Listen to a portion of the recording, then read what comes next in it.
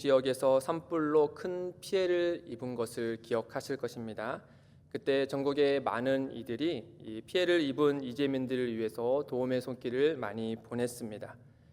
반면 그때 산불을 대피한 틈을 타서 그곳에 빈집털이가 기승을 부렸다라는 기사를 본 적이 있습니다. 이뿐 아니라 이 피해민들을 저격해서 저금리로 대출을 해주겠다라는 이 보이스피싱이 상당했다라는 것도 본 적이 있습니다. 우리 주변에는 큰 피해를 입은 자들에게 선한 마음으로 도움의 손길을 주는 반면 남의 어려움을 틈타서 자기의 배를 불리려는 자들이 있음을 보게 됩니다. 오늘 말씀도 보면 유대인들 사이에 몇몇이 힘겹게 사는 자들의 삶의 무게를 덜어주기는커녕 오히려 그들의 짐을 더 무겁게 하는 이들이 있었다라는 것을 오늘 우리에게 말씀해 줍니다. 이에 대해서 느헤미야는 어떻게 대응했는지, 또 어떻게 반응하고 어떻게 이 일을 대처했는지 이 점에 대해서 함께 살펴보기를 원합니다. 먼저 상황을 보면 이 백성들이 그들의 아내와 함께 크게 부르짖었다라고 말씀해 줍니다.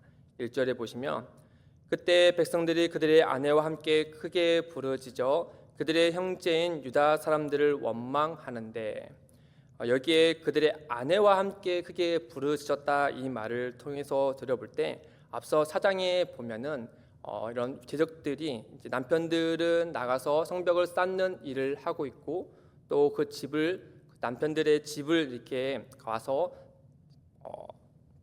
피해를 입히려는 자들이 있지 않았습니까? 그 모습을 좀 상상케 하는데, 여기서 아내들이 와서 부르짖었다라는 말은 이 남편들이 이제 가게의 생계를 내팽겨 주고 그 다음에 성벽을 쌓는 일에 집중하고 있는 그 모습을 우리에게 떠올리게 합니다. 그러니까 가장에 없고 또 그 가게를 책임져야 될 사람이 아내밖에 없다라는 상황이죠.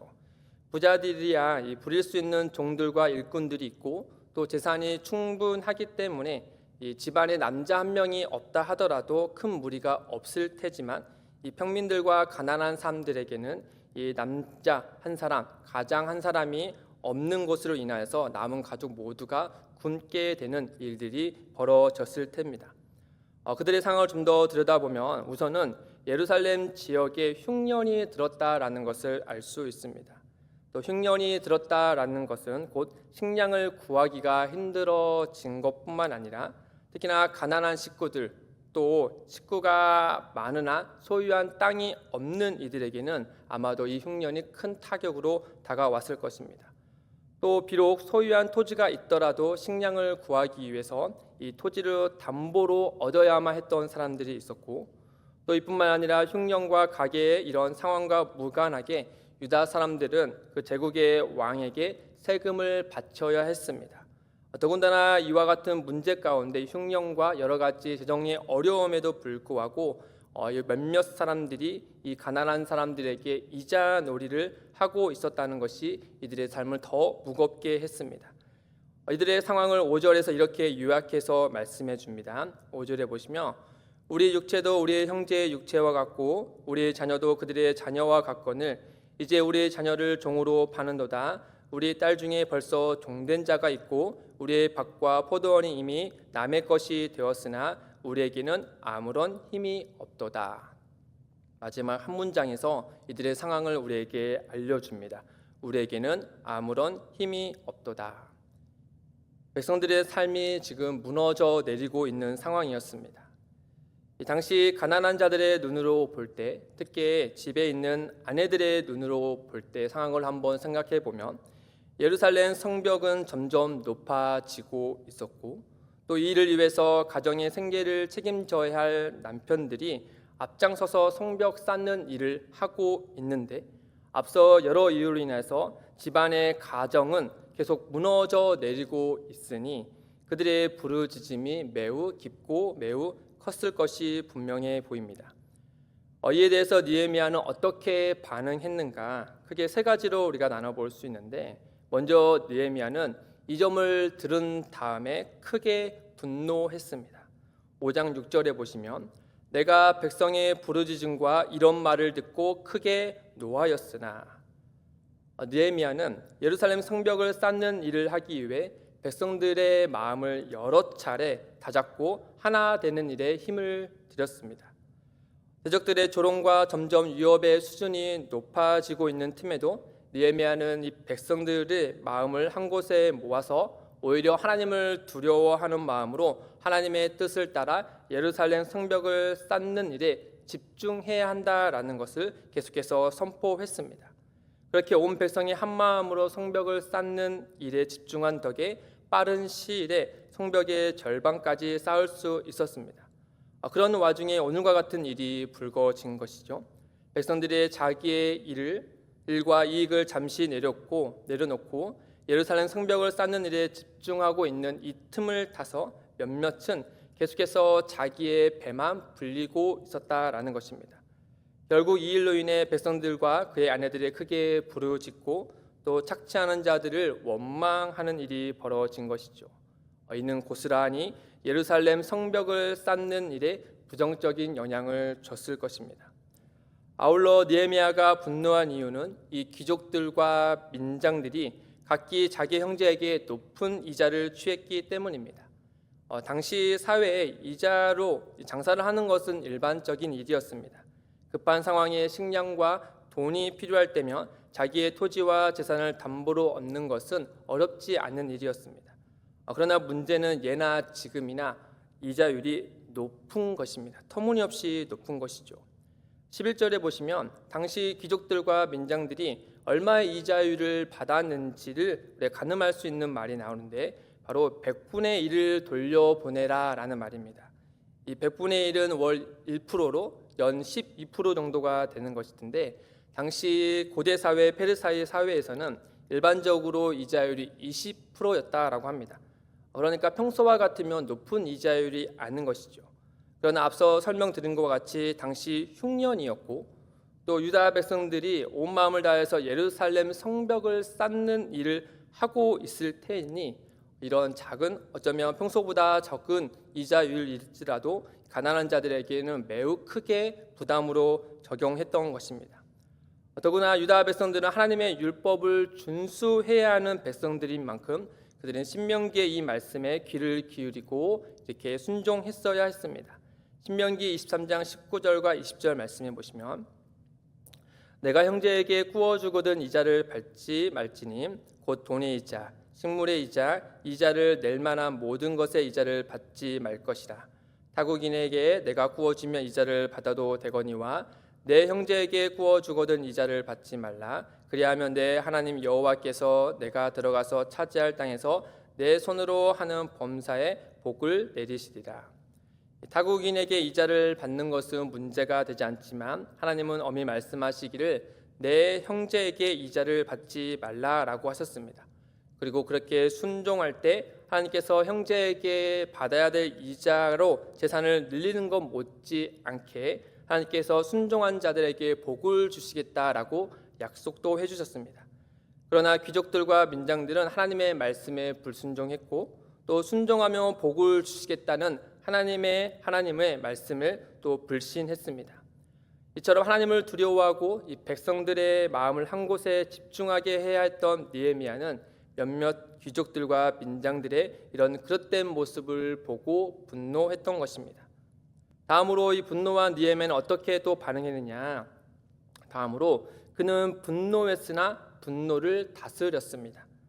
6절과 7절에 보시면 내가 백성의 부르짖음과 이런 말을 듣고 크게 노하였으나 깊이 생각하고 느헤미야는 분노했으나 섣부르게 분노를 표출하지 않았습니다. 또 그의 권한으로 율법을 어긴 채권자들에게 법으로 강제할 수 있는 힘과 권력이 있었지만 이것도 역시 행하지 않습니다. 그는 분노를 가지고 또 다른 분노를 만드는 일에 내어주는 것이 아니라 그 순간 분노를 멈추고 잠시 생각을 합니다.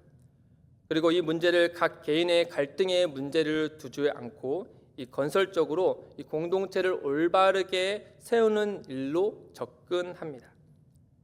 이렇게 분노하였으나 분노를 잠시 멈추고 생각한 느헤미야는 세 번째로 어떻게 반응하느냐 하면 끝으로 그는 이 문제를 지혜롭게 해결하기 위해서 대회를 엽니다. 그리고 귀족들과 민장들을 상대로 대화를 통해서 이 문제를 해결하려고 접근합니다.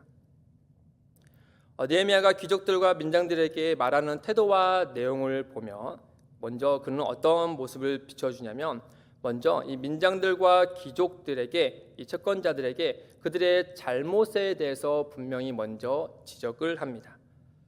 그들은 어려울 때 높은 이자를 받는 것도 잘못이었지만 느헤미야가 볼 때 그들의 더 큰 잘못은 이 유다 백성들이 하나님을 향하여서 또 하나님을 위하여서 나아가는 방향과 정반대의 방향으로 가고 있었다라는 것입니다.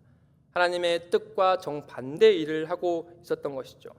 8절에 보시면 그들에게 이르기를 우리는 이방인의 손에 팔린 우리 형제 유다 사람들을 우리의 힘을 다하여 도로 찾았거늘 너희는 너희 형제를 팔고자 하느냐 더구나 우리의 손에 팔리게 하겠느냐 하매 그들이 잠잠하여 말이 없기로. 느헤미야와 그의 사람들은 이방인의 손에 팔려간 유다 사람들을 도로 찾아오는 일을 하고 있는데 하나님의 기뻐하신 뜻을 위하여서 이 일을 하고 있는데 이 귀족들과 민장들은 도리어 자기의 이익을 위해 유다 백성들을 파는 행위를 하고 있었다라고 하는 것이죠. 더군다나 유다 백성들이 대적들에 의해 도종과 또 위협을 당하고 있는 와중에 자기의 백성들을 위하여서 자기의 것을 내어줄 수 있어야함에도 불구하고 그들은 자기의 주머니를 채울 뿐 자비를 베풀지 않았습니다. 느헤미야는 이 점을 꾸짖었다라고 하는 것이죠. 다음으로 느헤미야는 또 어떻게 반응하느냐 하면 다음으로 그는 자신의 잘못도 있다라는 사실을 정직하게 시인합니다. 5장 10절에 보시면 나와 내 형제와 종자들도 역시 돈과 양식을 백성에게 구워 주었거니와 우리가 그 이자를 받기를 그치자. 그는 그들의 잘못을 지적한 것 못지않게 이로 인해서 백성 간의 관계가 깨지고 하나됨에 무너지는 것을 원치 않았고 그로 결과 그는 자신의 잘못도 정직하게 사람들 앞에서 시인합니다. 뒤에 5장 14절에서 19절의 말씀을 볼 때 느헤미야는 자기의 이익을 위하여서 이렇게 악의적으로 이자를 받는 것 같지는 않습니다. 아마도 관례적으로 이런 일을 행했던 것이죠.